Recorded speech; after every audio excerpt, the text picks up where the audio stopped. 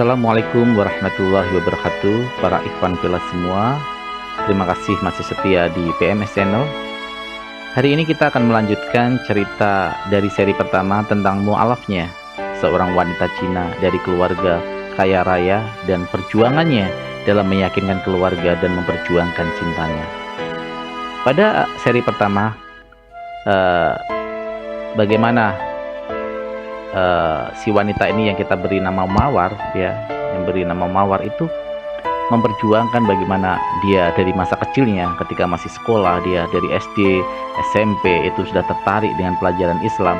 Bahkan ketika ada pelajaran Islam dia tidak keluar seperti yang dilakukan teman-temannya yang non muslim, tapi dia tetap tinggal di situ. Bagaimana dia didoakan sama Ibu Aisyah, ya, gurunya yang beragama Islam, untuk naik haji berdua dengan Ibu Aisyah, dan itu membuat dia terharu dan berkesan sekali di masa kecilnya. Nah, bagaimana kisah selanjutnya? Bagaimana ketika hubungannya dengan Mas Faris, pacarnya yang beragama Muslim, ya, ini berlanjut. Oke, para ikhwan fillah, mari kita lanjutkan cerita yang kemarin. Suatu hari tiba-tiba Papa datang ke ruangan aku. Padahal amat sangat jarang terjadi. Jika ada keperluan, biasanya aku dipanggil. Mulanya Papa tidak menanyakan hubungan aku dengan Mas Faris. Tetapi sedikit demi sedikit topiknya mengarah ke sana. Akhirnya Papa menanyakan kebenaran hubungan itu. Aku tidak sanggup menjawab. Wajah aku tertunduk. Papa menatap dan menunggu jawaban aku. Aku tidak sanggup berbohong atau menyangkal. Sebaliknya, jika bilang iya, aku khawatir karir Mas Faris akan hancur. Aku hanya bisa menangis. Esoknya Mas Faris tidak hadir. Dia dipindahkan ke Jawa. Aku pun kehilangan kontak.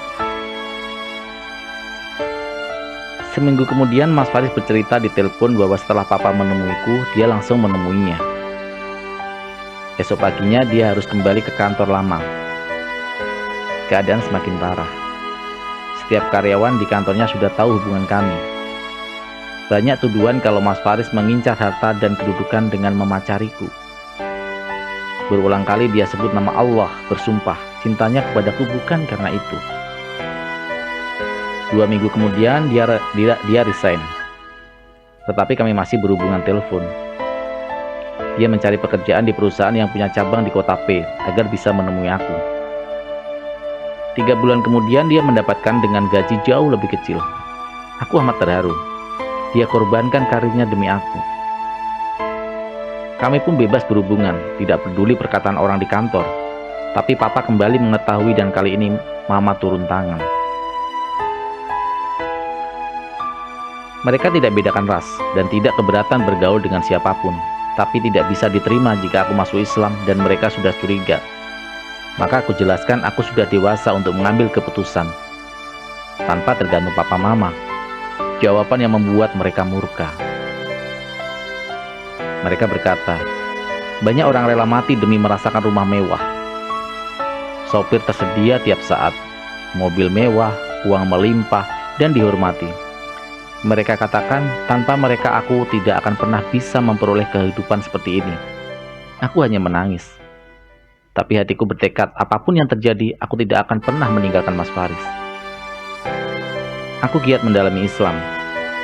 Saat istirahat kantor, aku pergi ke toko buku besar di mall untuk menjajah buku Islam. Pernah aku mengajak rekan kantor ke toko buku. Aku langsung ke rak buku Islam. Dia ingatkan kalau aku ada di bagian rak buku Islam. Aku bilang memang benar, aku mau membaca tentang Islam.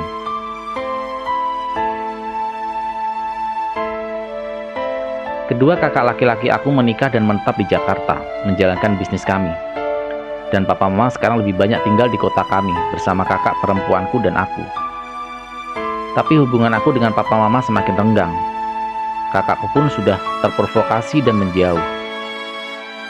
Aku dianggap bukan bagian keluarga dan tidak diajak makan bersama di meja makan. Pembantu disuruh memanggilku untuk makan bila mereka selesai makan. Makanan yang ada adalah sisaan mereka dan pembantu tidak diperbolehkan menambah. Akhirnya aku makan makanan sisa. Jika mereka makan ayam, aku makan ceker dan kepalanya saja. Bayangkan rasa sakit hatinya. Aku bersabar dan Mas Faris selalu mengingatkan untuk berbakti pada orang tua.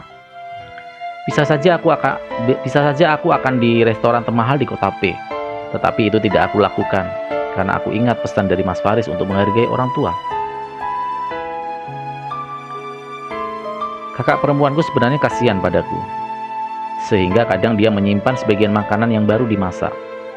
Sehingga pada saat papa mama selesai makan, diam-diam dihidangkan untuk aku. Secara tidak terduga mereka kembali ke meja makan dan memergoki.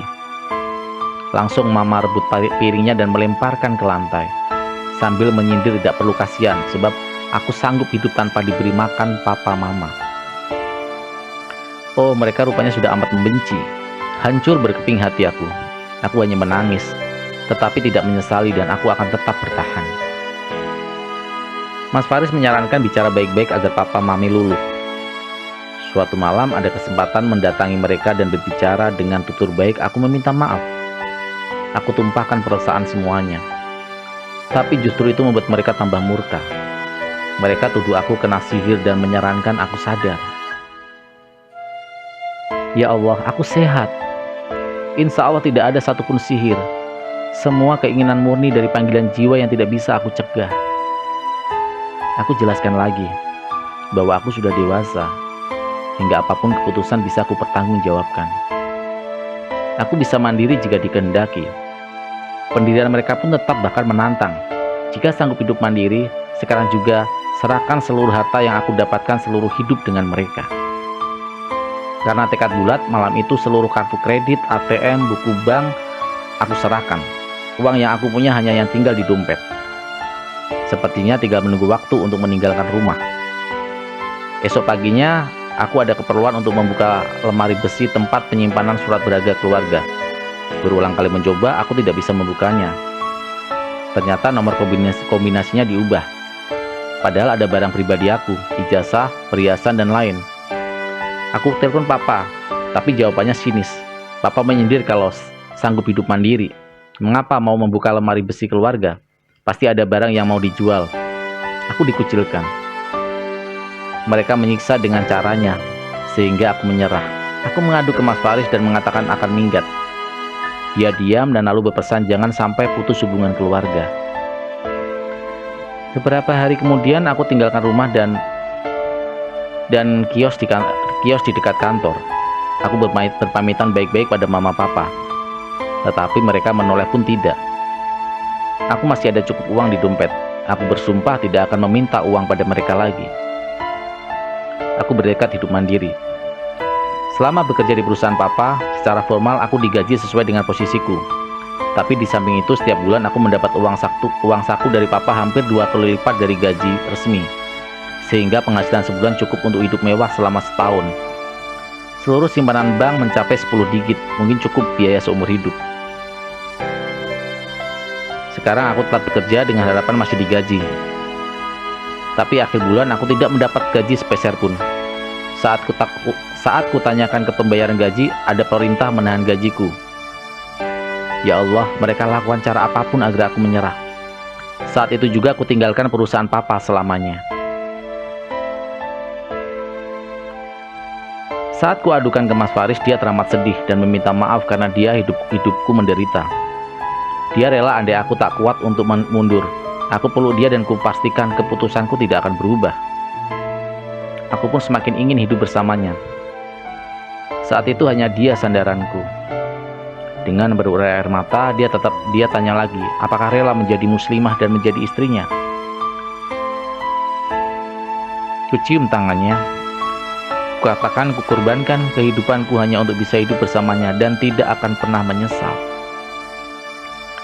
Singkat cerita, dengan diantar Mas Faris, aku mengucapkan kalimat syahadat di sebuah masjid disaksikan imam dan beberapa jemaah masjid. Dia mengajak segera menikah di kota kelahirannya. Kebetulan tugasnya dipindahkan ke Pulau Jawa. Sebelum menikah kami datangi rumah papa mama.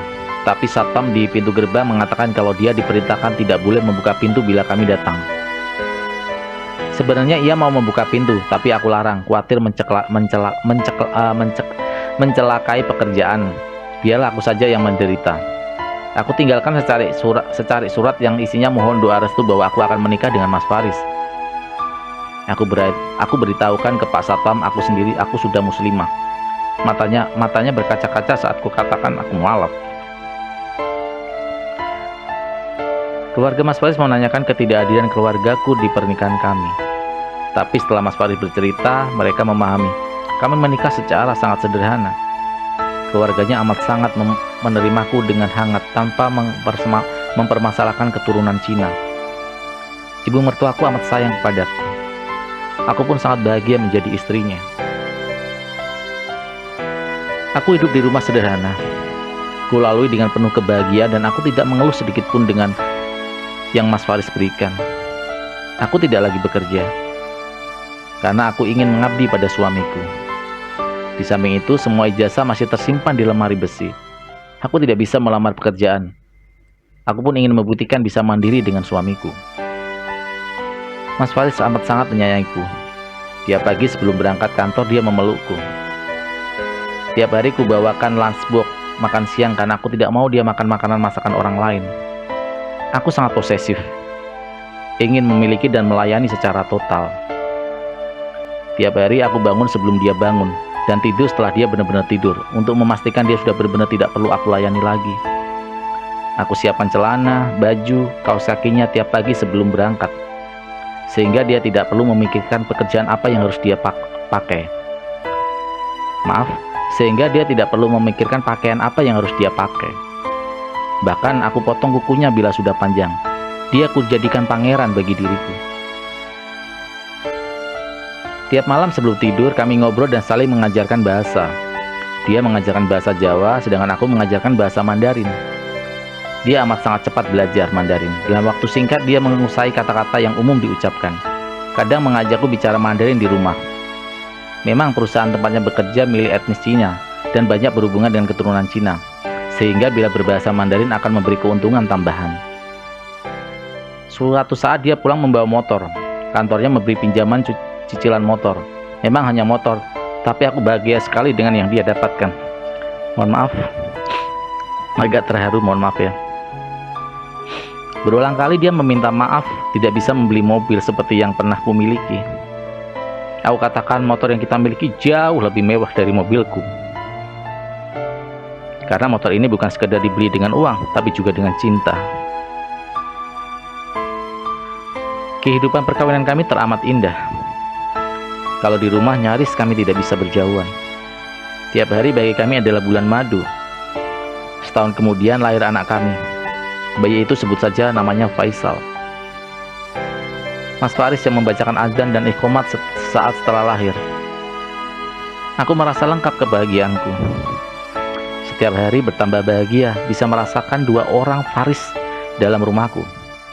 Saat Mas Faris ke kantor, aku ditemani Faris kecil. Aku mencintai dua orang yang sama darah dagingnya. 3 tahun anak kami hadir. Mas Faris bercita-cita mendatangi orang tuaku, oma opanya Faisal. Dia ingin perkenalkan cucu mereka dan menyatukan aku dengan papa mama. Dia berharap dengan kehadiran Faisal akan meluluhkan hati orang tua. Tapi tiap menelpon papa mama bersikap seperti dulu. Bahkan waktu kukatakan bahwa mereka punya cucu dariku, mereka menjawab kalau mereka tak merasa punya keturunan dariku. Oh, malangnya anakku. Aku teramat sedih, teganya papa mama. Aku maklum masih membenciku, tapi jangan pada anakku, cucu mereka.